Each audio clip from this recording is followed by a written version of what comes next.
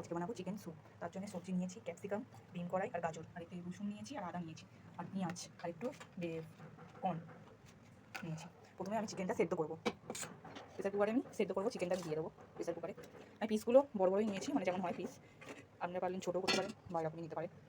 আমি সবজিগুলো এটা দিয়ে সেদ্ধ করে নেবো। সবজিগুলো দিয়ে দিলাম। আমি এতে রসুনের কোয়াগুলো সেদ্ধ করতে দিয়ে দেবো, তাতে টেস্টটা হবে, ভালো টেস্ট হবে। আদা কুচিটা দেবো না, পরে দেবো। এবার জল দেবো। জলটা কতটা দিতে হয় আমি নিজেও জানি না, এই জন্য একটু আন্দাজে দিচ্ছি। আপনারা আপনাদের মতো দেবেন জল। এবার নুনটা দিয়ে দেবো, বন্ধ করে দেবো। আমি দুটো সিটি মারবো। সেদ্ধ হয়ে গেছে। এবার এখান থেকে আমি রসুনগুলো তুলে নেবো, রসুনের কোয়াগুলো যেগুলো অবস্থিত আছে, মানে গলে যায় না পুরোপুরি, যেগুলো আছে কোয়াগুলো ভালো, সেগুলো একবারে তুলে নিয়ে আমি লাস্টে দেওয়ার জন্য তুলে নেবো। আপনারা পারলে নাও তুলতে পারেন, থাকতেও পারে।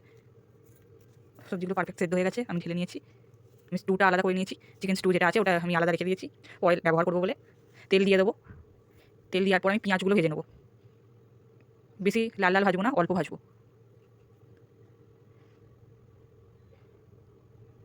এবার লঙ্কা আর আদা কুচিটা দিয়ে দেবো, মিশিয়ে নেবো।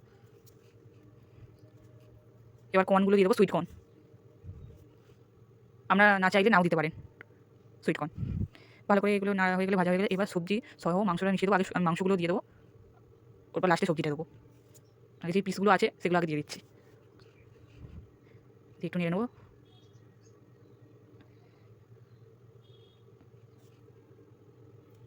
এবার রসুনটা দিয়ে দিই আগে, রসুনটা মিশিয়ে নেবো ভালো করে। এবার সবজিটা মিশিয়ে দেবো। সবজির সাথে একটু জল ছিল, ওইটা শুধু মিশিয়ে দিলাম। এবার স্টুটাও পরে মেশাবো একটু। এবার মিশিয়ে দেবো। স্টুতে আমি একটু জলও মিশিয়ে রেখেছিলাম, এই জন্য অতটা ছিল। এবার এবার বাটিতে কর্নস্টার নেবো। কর্নস্টারটা ভালো করে মিশিয়ে জল দিয়ে মিশিয়ে নেবো, গুলে রেখে দেবো, মানে জল দিলাম। পরিমাণটা আপনাদের মতন আপনারা নেবেন, আমি জন্য পরিমাণটা বললাম না। একটু সোয়া সস দেবো স্যুপের মধ্যে, মিশিয়ে নেবো। স্যুপে তেমন আমি কিছু মশলা মিশাইনি, কিন্তু আমি একটু গোলমরিচ গুঁড়ো আর একটু ম্যাগি মশলা ব্যবহার করব।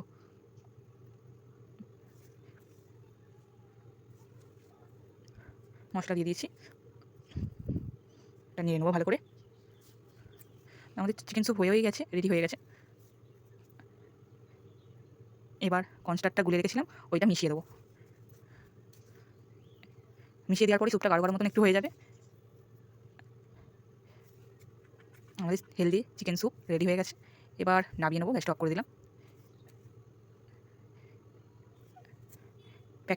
প্যাকেটের চিকেন স্যুপের থেকে ঘরে তৈরি করে খাবেন, অনেক টেস্টি, অনেক হেলদি। এবার নামিয়ে বাটিতে নিয়ে নেবো চিকেন স্যুপটা। অবশ্যই ঘরে বানিয়ে খাবেন।